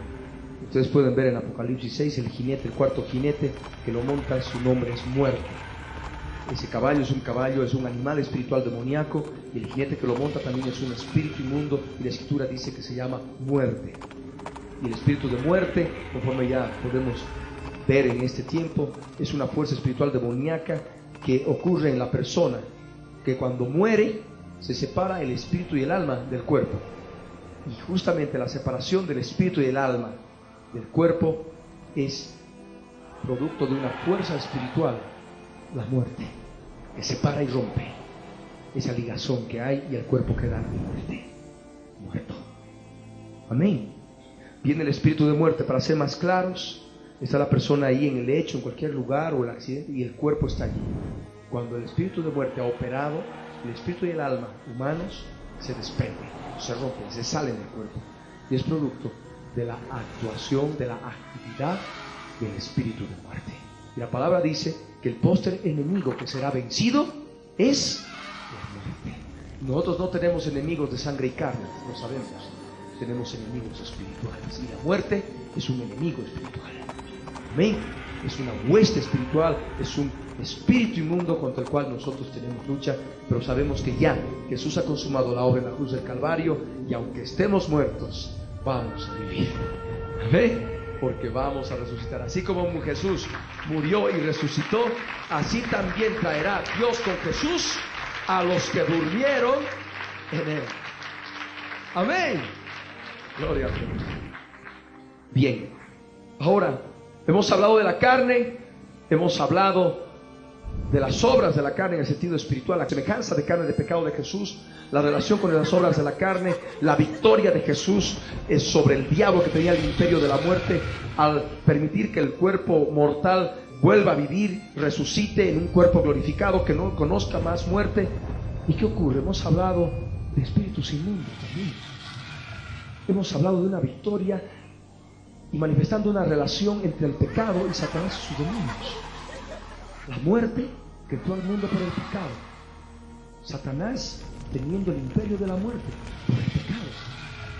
Hay una relación completa entre lo que es el pecado y Satanás, entre el pecado y los espíritus inmundos. Vamos a abrir la palabra en Colosenses 2. Colosenses 2, versos 13 al 15. Y a vosotros, estando muertos en pecados y en la incircuncisión de vuestra carne, os dio vida juntamente con Él, perdonándoos todos los pecados, anulando el acta de los decretos que había contra nosotros, que nos era contraria, quitándola de en medio y clavándola en la cruz, y despojando a los principados y a las potestades, los exhibió públicamente, triunfando sobre ellos en la cruz. Vamos a ir por partes. ¿Qué ocurre cuando la persona, estando en el mundo, lejos de Dios, una persona impía, como todos nosotros éramos, nos acercamos al Señor, nos arrepentimos de nuestros pecados, estando todavía muertos en pecados. Y en la incircuncisión de nuestra carne, Jesús nos dio vida juntamente con Él. Lo primero que hace es regenerar nuestro espíritu. Lo que es nacido del Espíritu Santo, espíritu es. Lo que primero Dios en Cristo Jesús hace es regenerar nuestro espíritu, y de pronto tenemos conocimiento del reino espiritual, tenemos conocimiento de Dios, tenemos conocimiento de Jesucristo, tenemos conocimiento de las cosas espirituales. Pero aún estando muertos en nuestros pecados y en la incircuncisión de nuestra carne. Al hablar de incircuncisión de nuestra carne, no estamos hablando en el sentido así, literal, conforme a lo que puede ser la circuncisión como pacto de Abraham con Dios, ¿verdad? En que tenía que agarrarse un cuchillo y cortar la carne. Ahora esto es en el sentido espiritual. La carne tiene que ser circuncidada. Amén. Cuando nosotros nos acercamos al Señor, teníamos todavía y seguimos en una cantidad de obras de la carne que necesitaban y necesitan ser circuncidadas. Amén. Necesitan ser crucificadas, necesitan ser cortadas de nuestra vida. Pero el Señor en su misericordia, ahí en el primer momento, cuando recuerda el día que te convertiste al Señor, que te acercaste al Señor, ahí estando muerto en pecados y estando en la incircuncisión de tu carne, todavía sin ni siquiera comprender lo que es carne incircuncisa, sin ni siquiera comprender lo que es crucificar la carne, allí Jesús te dio vida juntamente con Él. Regeneró tu espíritu, te hizo nacer de nuevo y te perdonó todos los pecados. Amén. Hay un aspecto. Muy bien, la persona, tú sabes en ese momento que Jesús te ha dado vida juntamente con Él y te ha perdonado todos los pecados, y vas caminando en el Señor. ¿Creerás que con eso se acabó todo? No, estando muerto en tus pecados, en la incircuncisión de tu carne, Él te ha dado vida juntamente con Él. Pero todavía hay muchas cosas en tu vida que tú arrastras. Has estado arrastrando de tu vida pasada, de tu carácter, de tu personalidad, obras de la carne, pecado. Y has estado practicando en tu vida, entre comillas, ya cristiana, teniendo conocimiento de Dios. Y eso ahora tiene relación con lo que estamos compartiendo. En todo momento, cuando tú has estado ya siendo creyente, teniendo ya la vida de Dios en tu vida, en tu interior, teniendo un espíritu regenerado, teniendo ya una conciencia poderosa, perfecta, que tenía y tiene el poder de hacerte sentir mal cuando has cometido un pecado, un error delante del Señor, cosa que no ocurría antes. Antes de conocer al Señor, la conciencia no servía para gran cosa, porque la mente con los razonamientos, uno se autojustificaba, ahí decía, si otros lo hacen yo también, y tranquilo, viva la vida. Pero ya en el Señor, no, ya no es lo mismo. Se acerca al Señor y uno por la más pequeña cosita, ay, qué mal te sientes, ¿verdad? Qué mal te has sentido. Es porque ahí está, tienes ya la vida de Dios, tienes el Espíritu regenerado por el Espíritu Santo de Dios en tu interior, que es lo que Jesús justamente nos da. Lo que aquello que cayó en el Edén es nuevamente restaurado. Amén. Pero hay un aspecto importante. Teniendo ya el conocimiento de Dios y su voluntad a través de la conciencia, si has actuado y siquiera has pensado hacer la obra de la carne, has pensado en la obra de la carne o has actuado conforme a la obra de la carne, ahí está la conciencia. Mira, esto debes, esto tienes que cambiar, ¿verdad? Esto no está bien, mira, estás mintiendo, mira, estás adulterando. Ahí está el Espíritu de Dios, no con las mismas palabras, pero tú ya lo sabes. Tú ya lo sabes de una forma directa, porque no es un conocimiento lógico, mental, es un conocimiento espiritual. Ahí está bien claro, plasmado, no necesitas ni siquiera de palabras. Ahí inmediatamente sientes mal. ¿Por qué? Porque ahí está el Señor mostrándote por su Espíritu Santo en tu conciencia, redarguyéndote. Esto es lo que debes, mira, esta es una deuda. Mira, siendo cristiano estás en fornicación, siendo cristiano estás en adulterio. ¿A quién hablaba Pablo en su epístola a los Gálatas? ¿A los impíos? Manifiestas son las obras de la carne. ¿Será dirigida ese pasaje a los impíos? No, estaba hablando a la iglesia en Galacia. Amén. Estaba hablando a la iglesia, a los creyentes. Y bien, lo que nosotros tenemos que ver, lo que nosotros tenemos que comprender, es que ahí está el Espíritu de Dios obrando y mostrando ese acta de los decretos que necesitan ser anulados, necesitan ser quitados en medio de tu vida y tienen que ser clavados en la cruz. Los que son de Cristo han crucificado la carne con todas sus pasiones y deseos. Cada día debe haber una muerte de cruz. Jesús dijo: aquel que quiere venir en pos de mí, niéguese a sí mismo, tome su cruz cada día y sígame. La cruz no es solamente el primer momento, así, Señor, aleluya, ahora te arrepiento todos mis pecados y terminó todo. No, es cada día. Y al hablar de cruz cada día, estamos hablando de muerte de cruz cada día. Y al hablar de muerte de cruz cada día, estamos hablando de dar muerte a las obras de la carne en la cruz espiritual cada día. Amén. De tal modo que estos versos, el verso 14 es una vivencia continua del creyente. Amén. Anulando el acta de los decretos que había contra nosotros, que nos era contraria, quitándola de en medio y clavándola en la cruz. Claro, con una carne incircuncisa tenemos que conocer lo que es la cruz. Amén. Y eso viene justamente después de la conversión, después de que nos acercamos al Señor, cuando ya tenemos la vida de Él en nuestro interior, hemos sido regenerados en el Espíritu. Y ahí ya podemos saber exactamente el acta de los decretos. Ahí en el interlineal dice: pagaré de los decretos. Deudas, te pagaré. Documentos al portador. Deudas, mira, esto es lo que debes. Cristiano, ya conoces al Señor, ya me conoces, pero te estás drogando. Qué mal se siente el drogadicto, ¿verdad? Cuando ya es creyente y está ahí, está peor que antes. Su estado posero viene a ser peor que el primero. Y lo mismo ocurre en realidad con todas las obras de la carne, pecados como tales.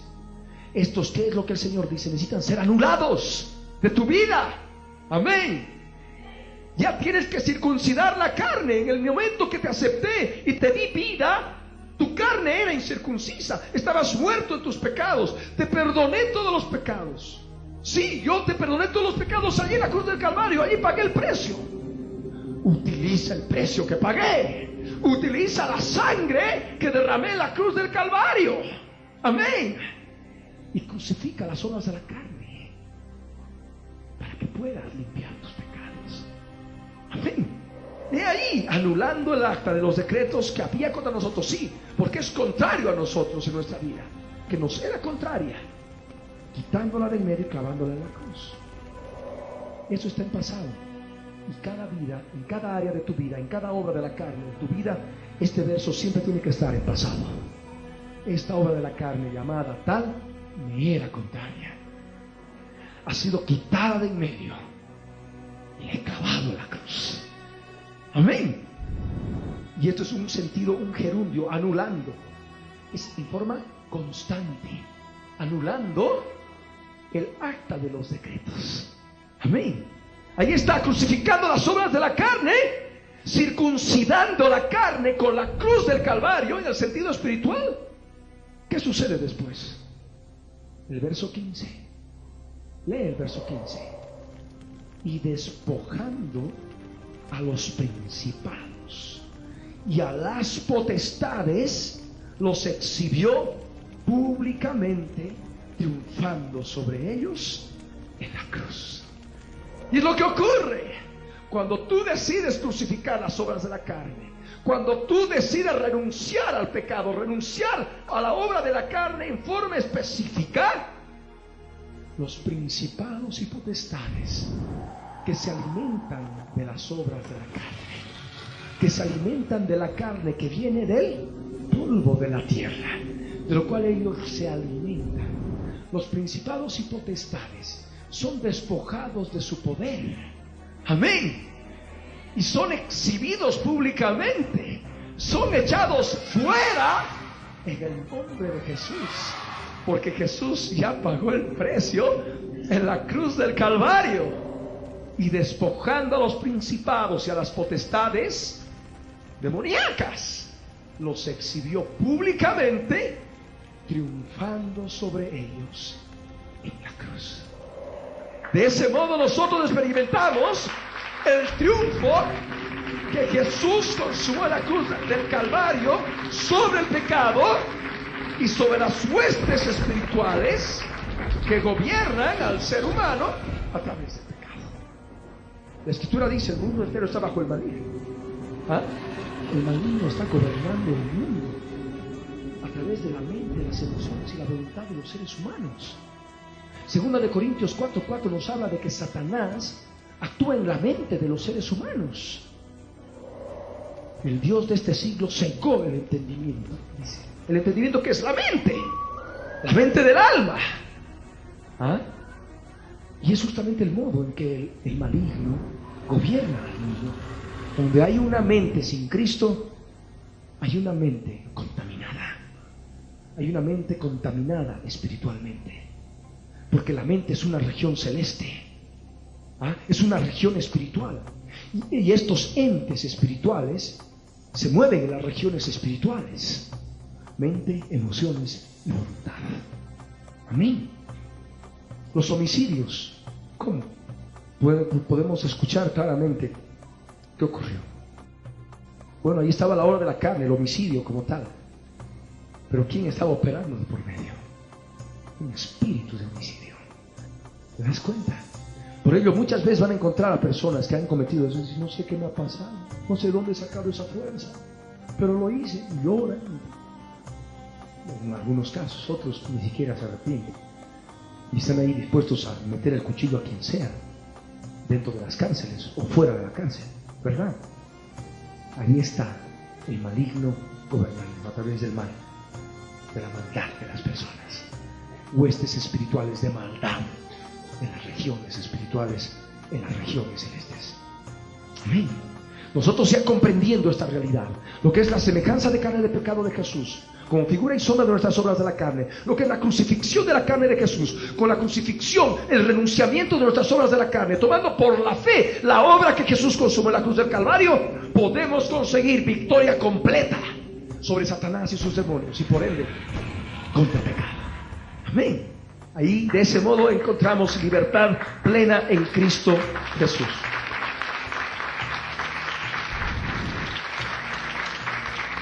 Gloria al Rey. Entramos al séptimo punto: las manifestaciones de la gracia divina en esta dispensación de la ley.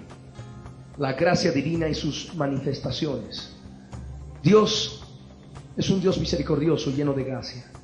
Viendo un Israel pecaminoso, lo liberta de la esclavitud de la tierra de Egipto y le administra todo un sistema de sacrificios a través de los cuales el pueblo de Israel podía restaurar sus vidas. Amén. Sus vidas como personas. Al mismo tiempo, Dios en su misericordia preserva a la nación, poniendo jueces, poniendo profetas y también por último poniéndole reyes. Dios manifiesta su gracia de este modo. Al mismo tiempo, ustedes van a poder escudriñar en la palabra que en muchas ocasiones Dios acepta el arrepentimiento de Israel. En muchas partes Dios manifiesta su gracia y acepta el arrepentimiento del pueblo de Israel. Y al mismo tiempo también esta manifestación de la gracia de Dios se manifiesta en esta dispensación de la ley, porque en este periodo de tiempo se escribe el Antiguo Testamento. Se escribe el Antiguo Testamento en su integridad. Y justamente el primer libro de la Biblia, Génesis, se lo conoce como el libro primero de Moisés. Y Moisés es un hombre que pertenece a la dispensación de la ley. Dios muestra su gracia no solamente para el pueblo de Israel, sino para toda la humanidad, para todo el género humano, permitiendo que se escriba su palabra conforme vemos en este periodo de tiempo, el Antiguo Testamento. Amén. Hay otro aspecto que también es necesario ver. La gracia de Dios se manifiesta en la venida del Mesías, ¿no? La venida de Jesús para poder condenar al pecado de la carne a causa del pecado. Él vino a causa del pecado para condenar al pecado de la carne y para vencer a aquel que tenía el imperio de la muerte, que producía la muerte del cuerpo, la muerte completa del ser humano, al diablo y todos sus demonios. Esta es tal vez la gloria máxima de la gracia de Dios revelada. en esta dispensación de la ley. Amén. Y entramos al octavo punto. Al octavo punto, los principios divinos revelados en esta dispensación. Hay mucho que podemos hablar al respecto, como ustedes deben suponer, pero vamos a tomar algunos aspectos importantes de lo que es la ley y también su relación con lo que es la gracia, que es la próxima dispensación que vamos a poder estudiar en la próxima sesión. Ruego que abran sus Biblias en Romanos capítulo 10, verso 4, que nos dice que el fin de la ley es Cristo para justicia a todo aquel que cree. Amén. Esto es importante. Gálatas capítulo 3, versos 6 al 29. Vamos a leer, y estas palabras hablan por sí mismas. Si ustedes han estado en los estudios bíblicos de las sesiones pasadas, van a poder comprender en forma clara y perfecta lo que vamos a leer ahora. Dice así, Gálatas 3, verso 6. Así Abraham creyó a Dios y le fue contado por justicia. Dispensación de la promesa. Sabed por tanto que los que son de fe, estos son hijos de Abraham. Nosotros ahora somos de la fe y somos hijos de Abraham. Y la Escritura, previendo que Dios había de justificar por la fe a los gentiles, dio de antemano la buena nueva a Abraham, diciendo: en ti serán benditas todas las naciones. De modo que los de la fe son bendecidos con el creyente Abraham. Porque todos los que dependen de las obras de la ley están bajo maldición. Y ahí esta palabra. Los que dependen aún hoy en día de las obras de la ley están bajo maldición. Pues escrito está: maldito todo aquel que no permaneciere en todas las cosas escritas en el libro de la ley para hacerlas. ¿Hay alguno que puede hacer la ley? Ninguno, ningún ser humano. Solamente Jesús pudo hacerlo. ¿Ah? Y dice la Escritura en el verso 11: y que por la ley ninguno se justifica para con Dios. Es evidente. ¿Por qué? El justo por la fe vivirá. No dice el justo por la ley vivirá. El justo por el conocimiento de la ley vivirá. ¿Ah? Dice simplemente por la fe. Y vemos ya que esa fe fue revelada desde Abel. Dice la Escritura en Hebreos 11, el verso 4, que Abel ofreció por la fe mejor sacrificio que Caín, porque Abel ofreció un corderito, porque creía en el Mesías que iba a venir. Amén. Creía en el Mesías que iba a venir. Por esa fe fue justificado. Caín no, y por eso ofrece una ofrenda de cereal, menos un corderito, y no manifestaba de ese modo su fe en el Mesías. ¿Nos damos cuenta? Bien. Dice aquí claramente la palabra que por la ley ninguno se justifica para con Dios, y esto es evidente porque el justo por la fe vivirá. Y la ley no es de fe, sino que dice: el que hiciere estas cosas vivirá por ellas. Ahí está la ley. No hagas, no digas, no toques, no esto, no el otro, sí esto, no esto, sí esto, pero no esto. ¿Para eso necesitas tener fe? No. Tienes que vivir simplemente en base a esas normas de vida, en base a esas reglas de vida que Dios dio en la dispensación de la ley. Amén. Y dice aquí en la palabra: Cristo nos redimió, en el verso 13, nos redimió de la maldición de la ley, hecho por nosotros maldición. Porque está escrito: maldito todo el que es colgado en un madero. Esta es otra importante verdad que es necesario discernirla y tener en nuestras vidas. Jesús se hizo maldición por nosotros. Amén. Vino a cumplir la ley de tal modo que dice claramente la Escritura que maldito, la ley dice: maldito todo aquel que es colgado de un madero. Y Jesús vino a cumplirlo y lo hizo por nosotros. Amén. Dice también en la palabra, en el verso 14, para que en Cristo Jesús la bendición de Abraham alcanzase a los gentiles. Nosotros somos los gentiles, a fin de que por la fe recibiésemos la promesa del Espíritu Santo. Hermanos, hablo en términos humanos. Un pacto, aunque sea de hombre, una vez ratificado, nadie lo invalida ni le añade. Ahora bien, a Abraham fueron hechas las promesas y a su simiente. No dice y a las simientes como si hablase de muchos, sino como de uno, y a tu simiente, la cual es Cristo. Ahí vemos ya hablando lo que es la simiente que hemos estado hablando desde un principio, desde Génesis 3:15. La simiente que es Cristo y vino hasta Abraham y continúa hasta el nacimiento a través de María. Esto pues digo, que el pacto previamente ratificado por Dios para con Cristo, la ley que vino 430 años después de Abraham, no lo abroga para invalidar la promesa. Porque si la herencia es por la ley, ya no es por la promesa, pero Dios la concedió a Abraham mediante la promesa y no por la ley. Amén. Vamos nosotros entendiendo en forma clara estas palabras. El verso 19, entonces, ¿para qué sirve la ley? Y es lo que muchos pueden preguntarse. Primer punto dice, fue añadida a causa de las transgresiones. A causa de todas las transgresiones del mundo, del género humano y del pueblo de Israel, vino la ley. Pero ¿hasta cuándo iba a permanecer? Hasta que viniese la simiente, dice. Hasta que viniese la simiente a quien fue hecha la promesa. La simiente de Abraham, Cristo Jesús mismo. Amén. Pero hay otro aspecto que es importante ver. ¿Para qué sirve la ley? No pasen Gálatas y abran conmigo Romanos 7, versos 7 y 8. ¿Qué diremos pues? ¿La ley es pecado? En ninguna manera. Pero yo no conocí el pecado sino por la ley. Porque tampoco conociera la codicia si la ley no dijera, no codiciarás. Mas el pecado, tomando ocasión por el mandamiento, produjo en mí toda codicia. Porque sin la ley, el pecado está muerto. ¿Para qué sirve la ley? Nos da el conocimiento claro del pecado. Y esto como preparación para la consumación de la obra de Jesús en la cruz del Calvario, condenando al pecado. Amén.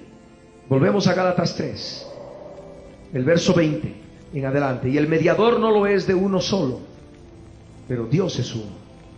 Luego, ¿la ley es contraria a las promesas de Dios? En ninguna manera.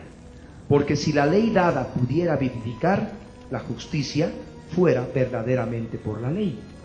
En otras palabras, si la ley pudiera transformar y renovar el alma humana, la justicia sería por el medio de la ley. Y diría la Escritura, el justo por la ley vivirá. Pero se ha demostrado que la ley no podía transformar vidas, por cuanto era débil por la carne. Es lo que leíamos en Romanos 8, verso 3, ¿verdad? Bien.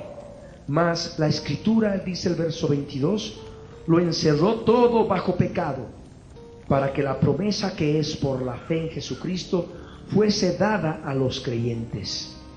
Pero antes que viniese la fe, estábamos confinados bajo la ley, encerrados para aquella fe que iba a ser revelada. De manera que la ley ha sido nuestro ayo para llevarnos a Cristo, a fin de que fuésemos justificados por la fe. Pero venida la fe, ya no estamos bajo ayo. Esa palabra ayo viene de una palabra griega paidagogos, pedagogos, que hace relación a un esclavo que lleva al hijo de su amo a la escuela. Y es justamente lo que ha hecho la ley. La ley ha sido nuestro paidagogos, nuestro ayo, para poder llevarnos a Cristo. Amén. Cristo que viene en semejanza de carne de pecado a causa del pecado y condena al pecado en la carne. El conocimiento del pecado vino a través de la ley. Es el modo que nos conduce al sumum de la esencia de la obra de Jesús en la cruz del Calvario. Y dice aquí la Escritura, a fin de que fuésemos justificados por la fe y no por la ley. Y venida la fe, ya no estamos bajo la ley, ya no estamos bajo ese ayo, ya no estamos bajo ese paidagogos, pues todos sois hijos de Dios por la fe en Cristo Jesús. Porque todos los que habéis sido bautizados en Cristo, de Cristo estáis revestidos. Ya no hay judío ni griego, no hay esclavo ni libre, no hay varón ni mujer, porque todos vosotros sois uno en Cristo Jesús. Y si vosotros sois de Cristo, ciertamente linaje de Abraham sois y herederos según la promesa. Esta palabra habla por sí misma. Amén. Somos del linaje de Abraham y herederos según la promesa que Dios dio a Abraham. Vamos a ver un último verso, Romanos 3, versos 19 y 20. Una última cita bíblica. Y dice la Escritura: pero sabemos que todo lo que la ley dice, lo dice a los que están bajo la ley, para que toda boca se cierre y todo el mundo quede bajo el juicio de Dios, ya que por las obras de la ley ningún ser humano será justificado delante de él, porque por medio de la ley es el conocimiento del pecado. Amén. Esta palabra es clara. Por lo que es la ley, toda boca se ha de cerrar y todo el mundo, no dice alguno, no dice solamente Israel, dice todo el mundo quedará o quede bajo el juicio de Dios. Amén. Ya que por las obras de la ley nadie ha de poder ser justificado delante de él. Solamente podemos ser justificados por la fe. Abel tenía fe, fue justificado. Set tenía fe, fue justificado. Noé tenía fe, fue justificado. Moisés tenía fe, fue justificado. Abraham, ni qué decir. Y llegamos ahora, amén, a la fe del Hijo de Dios. Esta fe verdadera que produce obras. Porque uno puede decir, bueno, ahora viva el pecado, hay que pecar. Si es por fe, yo tengo fe, entonces puedo pecar. Hay que ir con calma, vamos a ir viendo, analizando esto en la dispensación de la gracia cuando estudiemos. Es importante ver que la gracia nos da el poder para vencer al pecado. Amén. Para poder vencer al pecado, poder triunfar sobre el pecado en la cruz del Calvario. De tal modo que el pecado no se enseñoree de nosotros, con una transformación no de afuera para adentro, sino de adentro para afuera. Amén. Desde el mismo lugar donde Dios ha derramado su vida en nuestro interior, desde el momento que nos acercamos a Él, el día de nuestra conversión. Pongámonos de pie.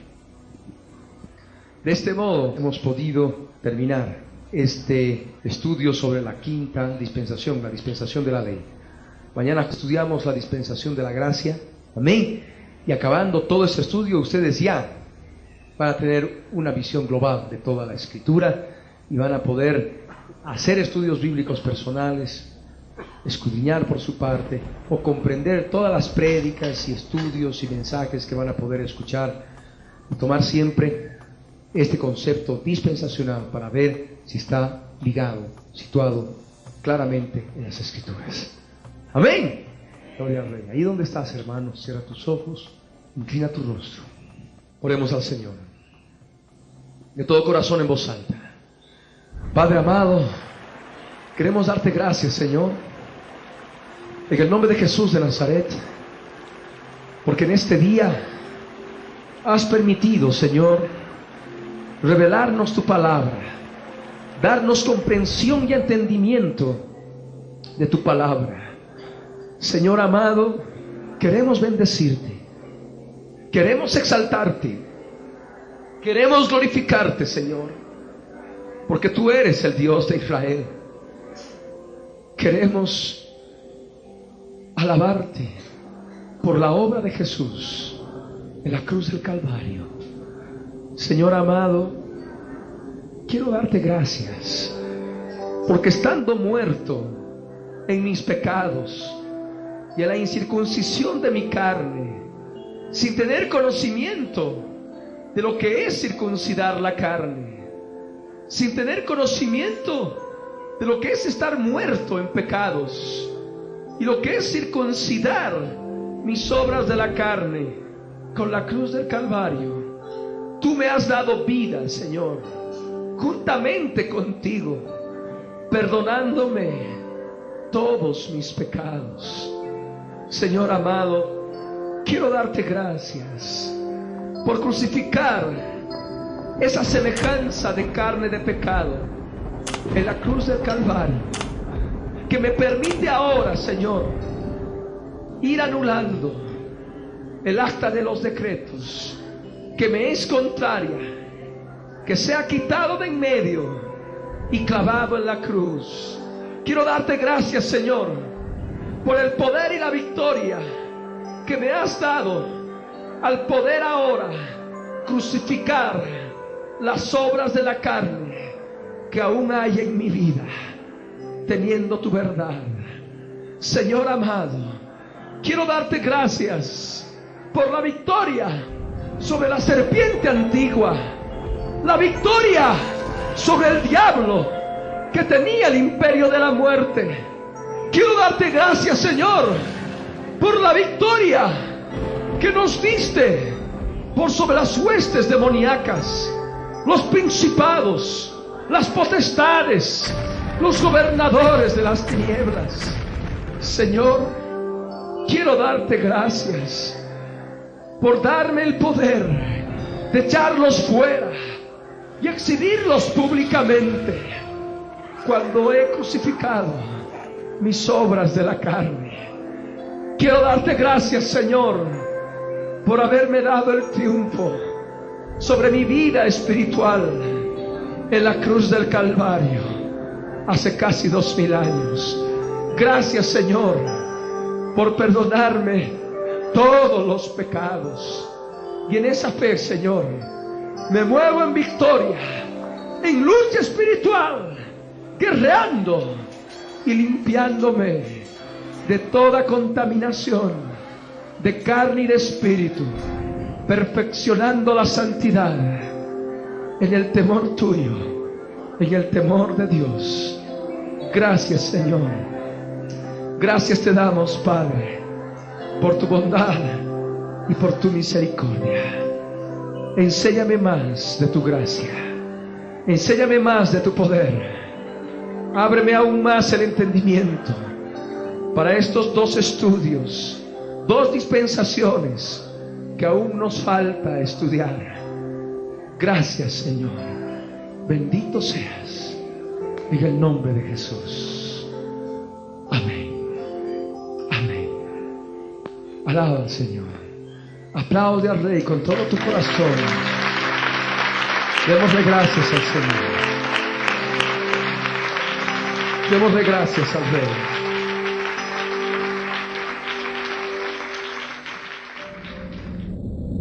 El testimonio de Jesucristo es el espíritu de la profecía.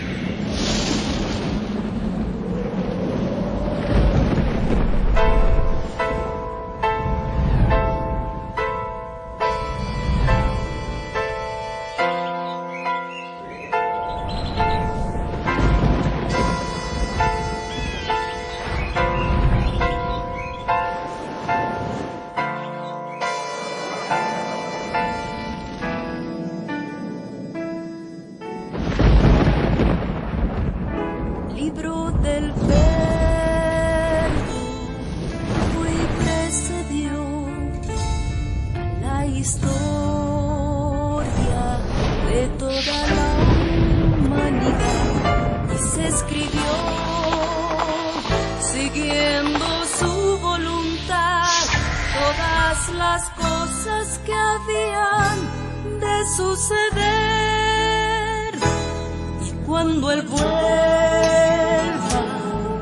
por segunda vez, nos reunirá en las nubes con Él.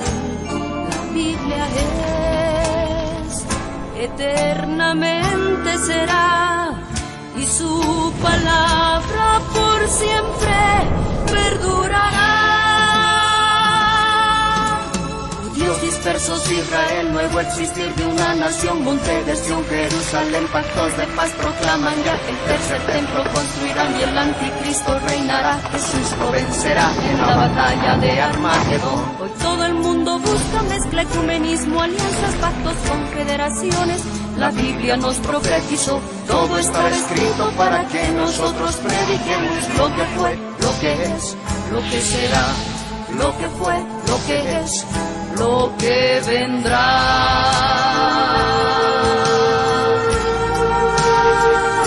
Biblia en tu vida, humanidad fue y precedió a la historia de toda la humanidad y se escribió siguiendo su voluntad todas las cosas que habían de suceder. Falsos profetas, falsos cristos, pestes, hambres, terremotos, mar bramando, sediciones, huracanes, alborotos, y la gente se corrompe con el sexo como ocurrido en los días de Noé y en los días de Lot. La ciencia se ha aumentado, microchip bajo la piel está ya listo, todo el mundo comprará y venderá así. Todo el mundo adorará a la bestia, el anticristo, pero mi Jesús, el Señor, lo vencerá. Mi Jesús, el Señor, lo vencerá. Mi Jesús, el Señor, lo vencerá. Mi Jesús, el Señor, Él reinará. Con majestad mil años y por siempre, Él reinará.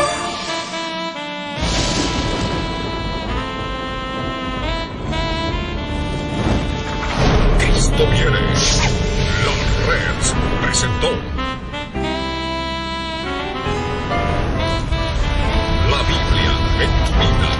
Mensajes de la palabra de Dios en la voz de nuestro pastor Ricardo Claude. El testimonio de Jesucristo es el espíritu de la profecía.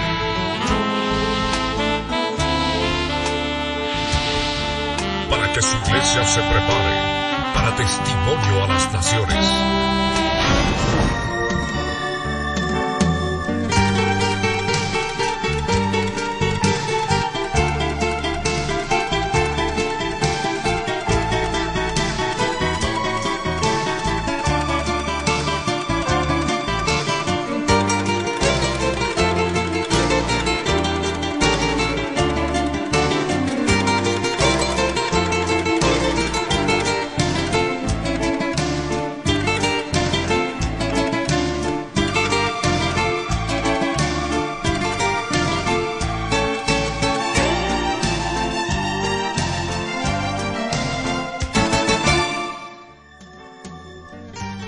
Si usted ha sido bendecido con este mensaje, puede adquirirlo con la fecha de hoy o con el título de la prédica en la red de librerías Cristo Viene de todo el país.